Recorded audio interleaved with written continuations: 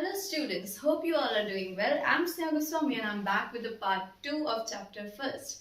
Today we are going to cover nature of management. तो देख लेते हैं हम इसमें क्या पढ़ने वाले हैं. हम पढ़ने वाले हैं कि मैनेजमेंट इन तीन एक्सपेक्ट्स में कैसा कैसा है, मतलब as a science, as a arts और एज अ प्रोफेशन उसमें क्या क्या चीज़ें आती हैं और किसके पॉइंट्स को सबसे ज़्यादा सेटिस्फाई कर रहा है. तो साइंस होने के लिए किसी भी चीज़ में क्या होना चाहिए, साइंस में क्या क्या चीज़ें होती हैं. सिस्टमैटिक बॉडी ऑफ नॉलेज होती है, प्रिंसिपल्स जो होते हैं वो एक्सपेरिमेंट बेस्ड होते हैं और यूनिवर्सल वैलिडिटी होती है. ये से हुए मैंने पॉइंट्स पढ़े हुए हैं, हम आगे अभी इन सारे पॉइंट्स को डिटेल एक्सप्लेन करने वाले हैं. आर्ट्स में क्या होता है, सिस्टमैटिक बॉडी ऑफ नॉलेज होती है, पर्सनलाइज्ड एप्लीकेशन होते हैं और बेस्ड ऑन प्रैक्टिस होता है. इसके बाद हम देख लेते हैं प्रोफेशन में क्या होता है. प्रोफेशन में भी सेम है, systematic body of knowledge, restricted entry, presence of professional association, service motive और एक्सिस्टेंस ऑफ एथिकल कोड्स. अब फर्स्ट हम देख लेते हैं कि साइंस में जो पॉइंट्स हमने पढ़े उनको जरा डिटेल में देख लेते हैं कि साइंस में क्या होता है. सबसे पहले तो सिस्टमैटिक बॉडी ऑफ नॉलेज होती है, मतलब क्या कि अगर आपको साइंस पढ़नी है तो उसके लिए हमारे पास बहुत सारी बुक्स अवेलेबल है, बहुत सारा सोर्स अवेलेबल है जिससे हम वो नॉलेज ले सकते हैं. तो इसके लिए पॉइंट है क्या, सिस्टमैटिक बॉडी ऑफ नॉलेज, मतलब एक बॉडी ऑफ नॉलेज हमारे पास अवेलेबल है अगर हमें साइंस सब्जेक्ट को पढ़ना है तो. Next, principle are based on experimentation, मतलब साइंस के जो प्रिंसिपल होते हैं वो बेस्ड ऑन एक्सपेरिमेंट्स होते हैं. 10th तक तो साइंस आपने भी पढ़ी हुई है, उसमें सारे जो एक्सपेरिमेंट्स होते हैं वो क्या बेस्ड ऑन एक्सपेरिमेंट्स होते हैं. जैसे अगर उसके रूल्स भी बने हुए तो कैसे बने हुए हैं कि न्यूटन के सर में सेब गिरा तब ग्रेविटी का कॉन्सेप्ट आया, क्या हुआ ये अचानक से कुछ भी हुआ और उसके बाद जो है वो एक रूल, एक लॉ जो है आया. ऐसे ही हर चीज जो होती है वो एक्सपेरिमेंट बेस्ड होती है, किसमें, साइंस में. Next, universal validity. अब पूरे यूनिवर्स में वो सेम लॉज फॉलो होते हैं जो भी साइंस के लॉ हैं. इसके लॉ बहुत ज़्यादा रिजिड होते हैं नेचर में, मतलब वो चेंज नहीं हो सकते. अब यूनिवर्स में कहीं भी चले जाओ, ऐसा नहीं है कि यहाँ इंडिया में से ऊपर से नीचे गिर रहा है तो दूसरी कंट्री में नहीं गिरेगा.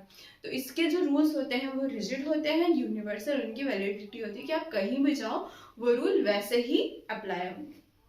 तो ये पॉइंट्स होते हैं किसके, साइंस के. नेक्स्ट, आर्ट्स में क्या पॉइंट होते हैं. सबसे पहले सिस्टमैटिक बॉडी ऑफ नॉलेज, ये सब में सेम है कि क्या बॉडी ऑफ नॉलेज अवेलेबल है. जैसे साइंस की बुक्स होती है, फिजिक्स, केमिस्ट्री, बायो. आर्ट्स की बुक हो गई इकोनॉमिक्स, हिस्ट्री, पॉलिटिकल, ये सारी बुक्स हो गई. तो ये सारी बुक्स हमारे पास अवेलेबल हैं जिससे हम क्या कर सकते हैं, आर्ट सब्जेक्ट की नॉलेज गेन कर सकते हैं. नेक्स्ट, पर्सनलाइज एप्लीकेशन, मतलब क्या कि इसका जो पर्सनलाइज एप्लीकेशन का मतलब होता है कोई भी एक स्पेशल स्किल जो एक पर्सन में होती है वो आप इसमें अप्लाई कर सकते हो. जैसे कि एक कारपेंटर है, वो अगर वुड काट रहा है तो वुड काटने का एक तरीका तो सभी को पता है कि क्या कटर है, उसमें आपने वुड को पुश कर देना है और वुड जो है पीसेस में कट हो जाएगी. लेकिन अगर आप कुछ स्पेशल देख रहे हैं, कुछ अलग देख रहे हैं, अगर वो बंदा अपने हाथ से या फिर किसी स्पेशल टूल से ही उसको कुछ अच्छा और अच्छा मॉडिफाई कर पा रहा है तो ये उसकी एक स्किल है. ऐसी ये क्या होता है, आर्ट में होता है कि आप अपनी पर्सनल स्किल जो होती है चीज़ों में अप्लाई कर सकते हो, राइट.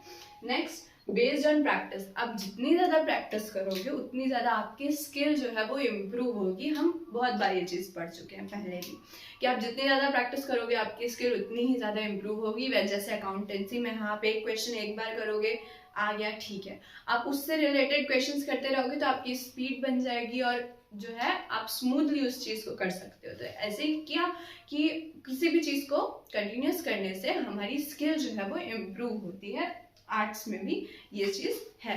नेक्स्ट, प्रोफेशन के लिए क्या है, systematic body of knowledge. Profession क्या होता है, जैसे कि एक डॉक्टर हो गया, कोई इंजीनियर हो गया, कोई टीचर हो गया, इन सब के ये सब क्या है, प्रोफेशन है. तो अगर आपको ये चीज़ें करनी है, मतलब आपका एक प्रोफेशन में जाना है तो उसके लिए भी हमारे पास बहुत सारी बुक्स अवेलेबल हैं, एक systematic body of knowledge available है. नेक्स्ट चीज़ क्या, रिस्ट्रिक्टेड एंट्री. कोई भी बंदा उठ के नहीं बन सकता डॉक्टर या इंजीनियर, टीचर, ये सब. उसके लिए कुछ कोर्सेज होते हैं जो करने पड़ते हैं, कुछ पढ़ाई आपको करनी पड़ती है ना, वो हम आगे देखेंगे.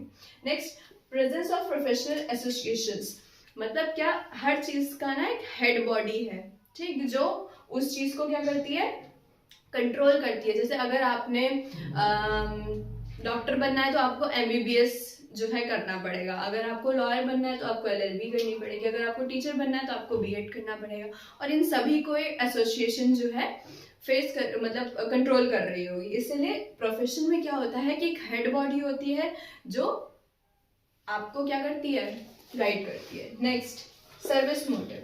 किसी भी प्रोफेशन का मोटिव क्या होता है, सर्विस देना होता है। जैसे कि एक डॉक्टर का मोटिव क्या है, आपको सर्विस प्रोवाइड करना, पेशेंट को ट्रीट करना। लॉयर का क्या है कि अपने जो भी क्लाइंट है उनका केस वगैरह व्यू करना है। टीचर का क्या है, एक स्टूडेंट को सही से उसको नॉलेज प्रोवाइड करना है, राइट। ये है सर्विस मोटिव। तो प्रोफेशन क्या बेसिकली करता है कि उसका मेन मोटिव जो होता है वो दूसरों को सर्विस प्रोवाइड करना होता है। नेक्स्ट चीज क्या है, existence of ethical codes. Means what, कोई भी प्रोफेशन होता है तो उसकी एक हेड बॉडी होती है जो उसको कुछ पॉइंट्स जो है पहले ही डिक्लेयर कर दिए जाते हैं। मतलब क्या कि अगर आप प्रोफेशन में हो तो उस प्रोफेशन में आपके क्या मोरल है, आपकी क्या ड्यूटीज बनती है उस प्रोफेशन से रिलेटेड। जैसे एक डॉक्टर है तो उसका क्या अपने प्रोफेशन के प्रति उसकी क्या मोरल है, उसकी क्या ड्यूटी है। उसकी ड्यूटी ये है कि अपने पेशेंट को से ट्रीट करना है, चाहे वो पेशेंट कोई भी हो। जैसे आपके इंग्लिश में चैप्टर है ना सिद्धाव वाला, उसमें जो पेशेंट होता है वो दूसरी कंट्री का होता है, मतलब वॉरियर, मतलब वो होता है एनिमी होता है, फिर भी डॉक्टर उसे ट्रीट करता है। तो ये एक डॉक्टर की ड्यूटी होती है कि पेशेंट कोई भी हो उसको ट्रीट करना उसकी फर्स्ट ड्यूटी है। तो ऐसे जो कोड्स होते हैं ना वो प्रोफेशनल की एक हेड बॉडी बनाती है। जैसे इंडिया में अगर मैनेजमेंट है, मैनेजमेंट का ही देखें, मैनेजमेंट करने के लिए जो जो ड्यूटीज हैं उसको रेगुलेट कौन करता है, AIMS, मतलब ऑल इंडिया मैनेजमेंट एसोसिएशन। ये एसोसिएशन क्या करता है, मैनेजमेंट से रिलेटेड रूल्स वगैरह बना देता है और ये बताता है कि मैनेजमेंट करने वाले को या फिर हमारे जो भी मैनेजर्स वगैरह है, जो भी डायरेक्टर्स वगैरह हैं, उनको क्या करना है, कि मतलब उन्हें कैसा बिहेव करना है अपने सीनियर्स से, अपने सबॉर्डिनेट्स से, अपने कलीग्स से, उनके साथ जो वर्क कर रहे हैं उनसे। हम पढ़ रहे हैं नेचर ऑफ मैनेजमेंट, जिसमें हमने मैनेजमेंट को क्लासिफाई करना था एज अ साइंस, आर्ट्स और प्रोफेशन। तो हम तीनों में कुछ पॉइंट्स पढ़ चुके हैं कि साइंस होने के लिए या प्रोफेशन या आर्ट होने के लिए क्या क्या पॉइंट सेटिस्फाई किसी भी चीज़ को करने पड़ते हैं। तो अब हम देखने वाले हैं और कंपेयर करने वाले हैं मैनेजमेंट को एज अ साइंस, आर्ट और प्रोफेशन। तो आर्ट होने के लिए फर्स्ट पॉइंट क्या है, it is based on practice and creativity. हमने देखा था कि आर्ट क्या होता है, क्रिएटिविटी बेस्ड होता है, मतलब आप उसमें अपनी पर्सनल स्किल्स लगाते हो। वैसे ही मैनेजमेंट है, मैनेजर को अपनी पर्सनल स्किल्स लगानी पड़ती है एक मैनेजमेंट को क्या करने के लिए, कंट्रोल करने के लिए, राइट। नेक्स्ट पॉइंट क्या है, lots of literature is presence which gives the existence of theoretical knowledge. हमने देखा था कि फर्स्ट पॉइंट आर्ट में क्या था, सिस्टमैटिक बॉडी ऑफ नॉलेज, जिसमें हमने देखा था कि आर्ट्स में जो है डिफरेंट डिफरेंट बुक्स होती है। सेम एज मैनेजमेंट की भी अलग अलग बुक्स होती हैं, जैसे कि एसेंशियल ऑफ मैनेजमेंट है या फिर फंडामेंटल ऑफ मैनेजमेंट है। ऐसे करके काफ़ी सारी बुक्स आती है अगर आपको मैनेजमेंट स्किल्स सीखनी है तो। मतलब क्या कि हमारा मैनेजमेंट जो है आर्ट्स का ये पॉइंट भी सेटिस्फाई कर रखा है। Next, management as science, it is a systematic body of knowledge. जैसा हमने साइंस का फर्स्ट पॉइंट पढ़ा था कि हमारे पास systematic body of knowledge science में है, वैसे ही मैनेजमेंट की भी सिस्टमैटिक बॉडी ऑफ नॉलेज है। मतलब उस मैनेजमेंट अगर आपको सीखना है तो आपके पास बुक्स अवेलेबल हैं, जैसे कि मैं आपको पहले बता चुकी हूँ। Next, its principles are based on experimentation. अब देखो, साइंस में जो रूल्स होते हैं वो एक्सपीरियंस बेस्ड होते हैं, जो मैनेजमेंट के रूल्स हैं ना वो भी एक्सपेरिमेंट्स बेस्ड हैं। जो आपका नेक्स्ट टॉपिक है ना, प्रिंसिपल ऑफ मैनेजमेंट, उसमें बहुत सारे प्रिंसिपल्स आपको दिए हुए हैं टेलर ने और एफ डब्ल्यू टेलर और हेनरी फ्योल ने, राइट। तो बहुत सारे जो प्रिंसिपल्स हैं उन्होंने दिए हुए हैं जो उनके पर्सनल एक्सपीरियंस और उन्होंने ऑब्जर्व करके लिए हुए हैं, मतलब एक्सपेरिमेंट बेस्ड हैं। अब जैसे हार्मनी नॉट डिस्कॉर्ड था या फिर कॉपरेशन था या फिर बहुत सारी स्टडीज़ थी ना, मोशन स्टडी वगैरह वगैरह, ये सब हम आगे पढ़ेंगे। तो ये बहुत सारे जो मैनेजमेंट के प्रिंसिपल्स हैं वो हमारे उन्होंने दिए हुए हैं पहले भी, जो एक्सपेरिमेंट बेस्ड हैं। Next, management as a profession कैसा है। देखो, हमने प्रोफेशन के जो पॉइंट्स पढ़े थे ना, अब देखो मैनेजमेंट, अगर आपका ये क्वेश्चन आता है कि मैनेजमेंट क्या है या फिर describe the nature of management, तो उसमें हम प्रोफेशन को जो है वो निगलेक्ट करते हैं कि मैनेजमेंट को प्रोफेशन में अभी इंक्लूड नहीं किया हुआ है। हम बेसिकली क्या आंसर लिख कर आते हैं कि management is an art as well as science. कैसी साइंस, इम्प्योर या फिर इम्परफेक्ट साइंस, ऐसा हम आंसर में लिख के आते हैं क्योंकि कुछ कुछ ही पॉइंट्स सेटिस्फाई कर रहे हैं। अगर आपको पॉइंट्स लिखने को बोलता है कि क्यों, तब आप ये पॉइंट्स लिखेंगे कि एज एन आर्ट ये सेटिस्फाई करता है, एज एन साइंस ये सेटिस्फाई करता है।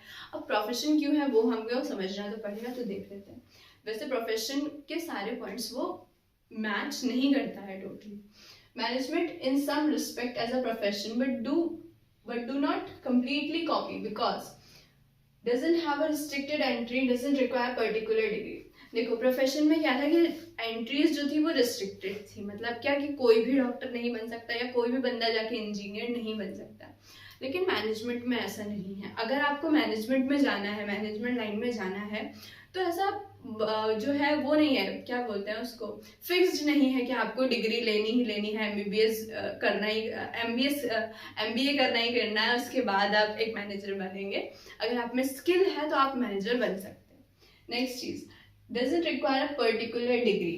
मतलब क्या, जैसे कि मैंने आपको 5 मिनट पहले बोला कि जो है एमबीए करना ज़रूरी नहीं है अगर आपको मैनेजर बनना है, तो डिग्री लेना ज़रूरी नहीं है अगर आपको मैनेजमेंट में आना है। तो जैसे अगर आप एक ऑर्गेनाइजेशन के अंदर काम कर रहे हैं तो पहले आप किसी भी लेवल में हो सकते हैं, आप जो है टॉप लेवल में हो सकते हैं, मिडिल, टॉप लेवल में तो आप एकदम से नहीं जा सकते, उसके लिए तो आपको पेपर वगैरह क्रैक करने पड़ेंगे। मिडिल लेवल में या फिर सुपरवाइजरी लेवल में अगर आप चाहते हैं तो उसके बाद आप धीरे धीरे प्रमोट होके मैनेजर तक पहुंच सकते हैं अगर आपके पास स्किल है, आप इनफ इतनी नॉलेज रखते हैं। तो किस फील्ड, कैसी नॉलेज, प्रैक्टिकल नॉलेज अगर आप रखते हैं तो आपको परफेक्ट एक डिग्री की ज़रूरत नहीं है।